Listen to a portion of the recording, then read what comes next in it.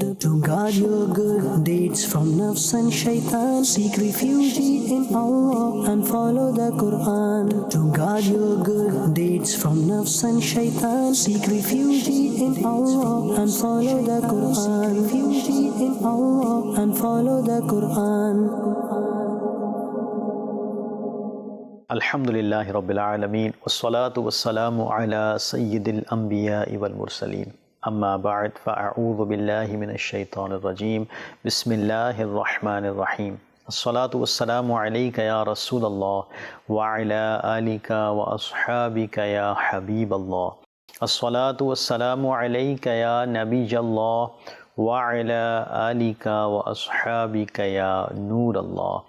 My dear viewers of Madani Channel, we welcome you to the program, The Protection of Good Deeds. May Allah subhanahu wa ta'ala enable us to learn and act upon what we learn in this program.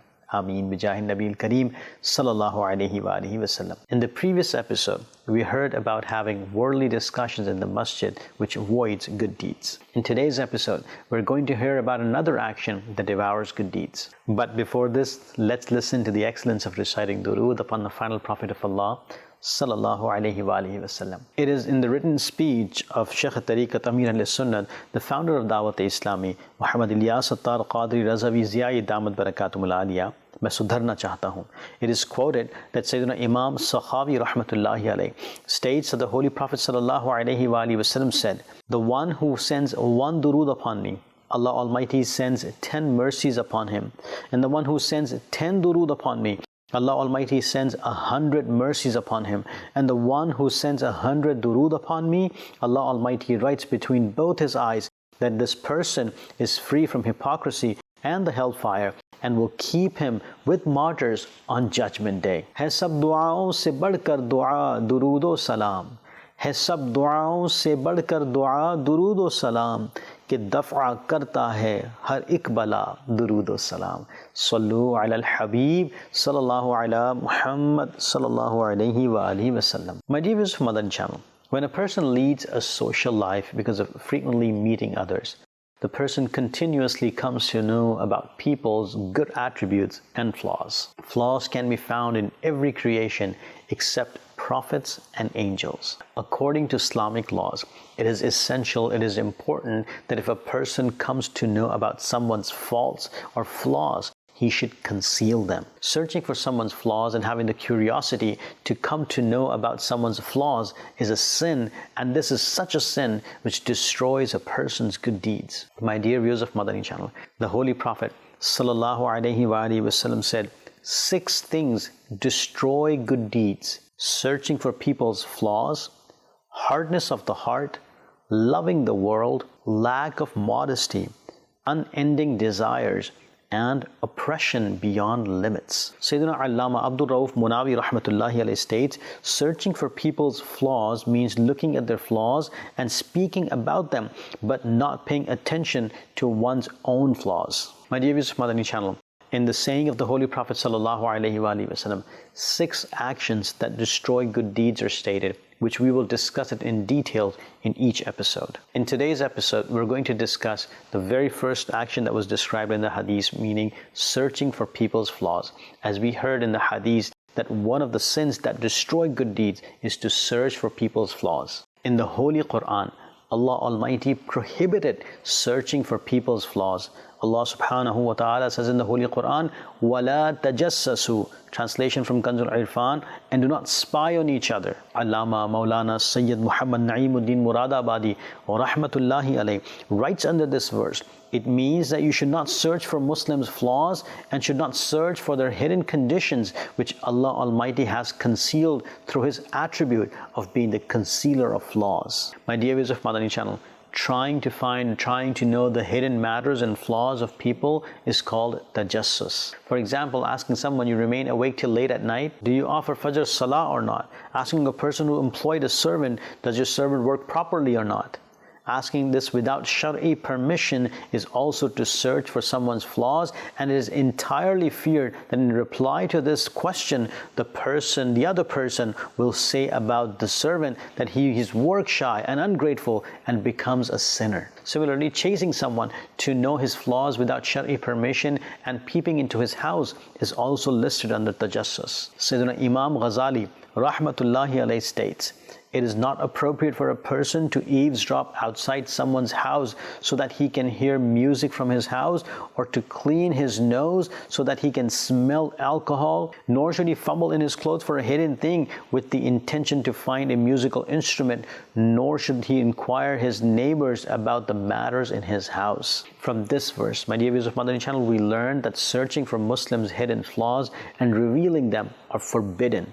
At this point, listen to an admonitory hadith in this regard. Sayyidina Abu Barza Aslami radiyallahu anhu narrates that the Holy Prophet sallallahu alaihi wasallam said, "O group of the people who embraced faith with their tongues and faith did not enter their hearts, do not backbite Muslim and do not search for their hidden matters, because the person who searches for the hidden thing of his Muslim brother, Allah Almighty will reveal for his hidden matter, and Allah Almighty will disgrace the one whose flaws he will reveal, even though he is in his house." From this hadith, we come to understand that backbiting Muslims and seeking out their faults are traits of hypocrites. The outcome of this pursuit is humiliation and disgrace, as the one who seeks the faults of another Muslim likely harbors flaws of their own. Perhaps these flaws are such that if exposed, they would face humiliation and disgrace in society. My dear viewers of Madani Channel, the curse of searching for others' flaws has badly spread in our society. Because of grudges, enmity, and malice,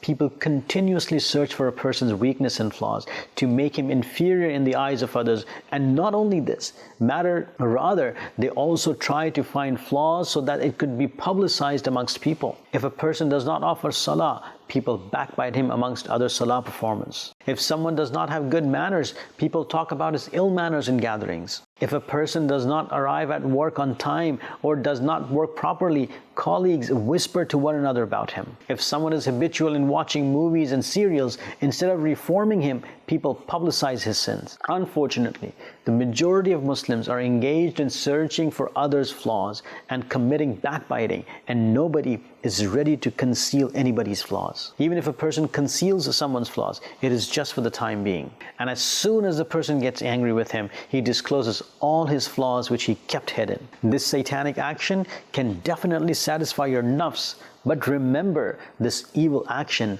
displeases Allah Almighty. Unfortunately, people's heart have lost the fear of the Lord. Those who search for others' flaws should fear Allah Almighty and keep this warning in their mind. It is stated in the hadith that Allah Almighty will resurrect those who commit backbiting, talebearers, and those who search for the flaws of chaste people in the form of dogs on Judgment Day. Mufti Ahmad Yar Khan Naimi rahmatullahi alayhi states, "Remember that all humans will rise from their graves in the form of humans. Then after reaching the plane of resurrection, the forms of some people will be distorted, meaning they will be changed into the form of different animals." My dear viewers of Madani Channel, if you have the habit of searching for flaws of others, we should repent immediately, because searching for others' flaws is a collection of many sins and disadvantages. Firstly, the person who searches for others' flaws destroys his own good deeds. The person who searches for others' flaws will be resurrected in the form of a dog on Judgment Day. Allah Almighty will reveal the flaws of the person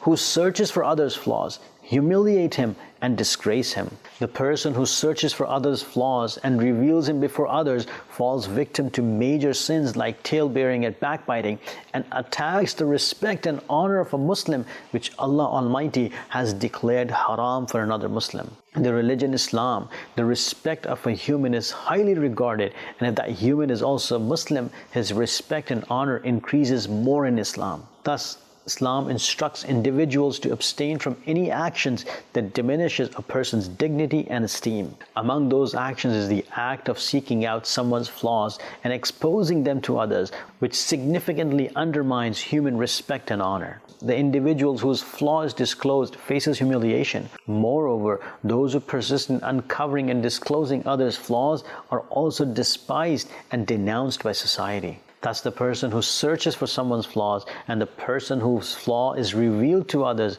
both lose their respect and honor. Therefore, Islam has prohibited people from searching for others' flaws and revealing them to people without Shari'i permission, and declared severe admonitions for those who do not refrain from it, so that people would fear the admonition and avoid this evil action, and everyone's respect will be protected. It is stated in Ibn Majah that the Holy Prophet ﷺ addressed the Holy Kaaba and said, "O Kaaba, how pure you are, how pure your fragrance is, how great you are, how highly you are respected. I swear by the one in whose power the soul of Muhammad ﷺ is.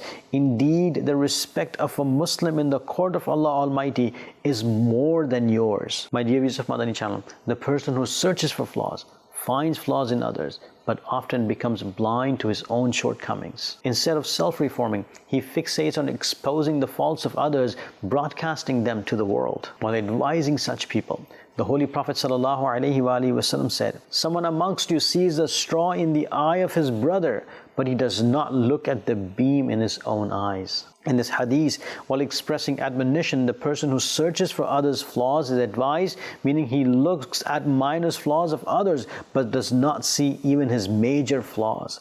Similarly, Sayyidina Isa alayhi salam asked his companions while advising them, "If you find your brother sleeping in the state that the wind has removed the cloth from his body, because of which his sitr has been exposed, in this situation, what will you do?" They replied, "We will hide his sitr and cover it." He alayhi salam said, "In fact, you will open his sitr." The companions surprisingly asked, "Subhanallah, who will do this?"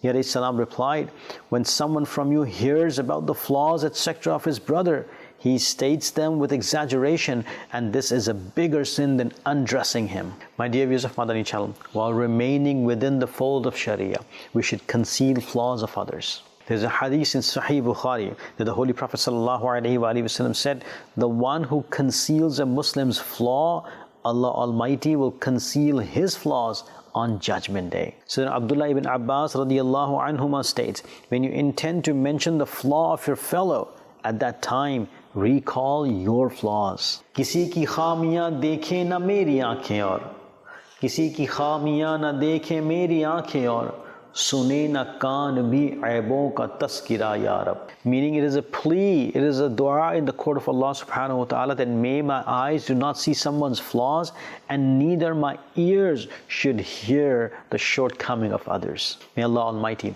enable us to refrain from searching for others' flaws, search for our flaws and correct them. Ameen. Bijahi Nabil Kareem sallallahu alayhi wa alihi wa sallam. Sallu ala al-Habib sallallahu ala Muhammad sallallahu alayhi wa alihi wa sallam. My dear viewers of Madani Channel, upon learning someone's flaws, it is imperative, it is important that we refrain from disclosing it to anyone without Shari'i permission. So let us cultivate a mindset wherein we acknowledge that revealing it with malicious intent could lead to our good deeds being consumed by sin, or invite displeasure from Allah Almighty, who may in turn unveil our own flaws to others. Similarly, we should continuously purify our nafs and should keep the lives of our pious predecessors in mind and what they used to do if they come to know about someone's flaws. So let's listen to what our pious predecessors alayhim ridwan would do in this regard. Sayyidina Allama Abdul Wahab Sha'arani rahmatullahi alayhi states, once Sayyidina Imam Azam, Imam Abu Hanifa rahmatullahi alayhi, went to the wudu area of Jami Masjid Kufa. He saw a youngster performing wudu. The drops were dripping from him. Sayyidina Imam Azam rahmatullahi alayhi said, "Son, repent of disobeying your parents." He said, "I repent of it." He observed the wudu water of another person and said to that person, "Brother, repent from adultery." He said, "I repent of it." He observed the water in the wudu of another person and said to him, "Brother, repent of drinking and listening to songs and music." He said, "I repent of it."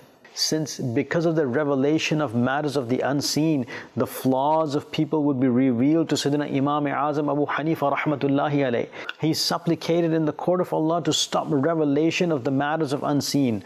Allah Almighty accepted his supplication, accepted his dua. He rahmatullahi alayh stopped observing the sins of wudu performers being removed. My dear viewers of Madani Channel, did you hear the sight of wilayah of Imam Azam, Imam Abu Hanifa rahmatullahi alayh? He would observe people's sin that were removed through wudu.